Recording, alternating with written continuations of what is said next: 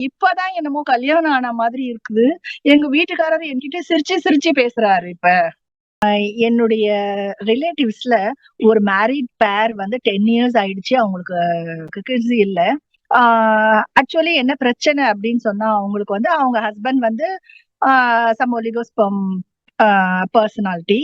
அவங்களுடைய அந்த ஈகோயிசம்னால அவங்க வந்து வைஃப் கிட்ட வந்து அவங்க சரியா பேசவே மாட்டாங்க. அது ஒரு மாதிரி லைஃப் வந்து ஒரு ம், ஒரு எப்படி போச்சுன்னா கரடு முரடா தான் போயிட்டே இருந்தது. அவங்களுக்கு வந்து நான் ஒரு 15 டேஸ் பிஃபோர் வந்து நம்ம எலிக்சர் மிக்ஸர் நான் குடுத்திருந்தேன் நான் அவங்களுக்கு.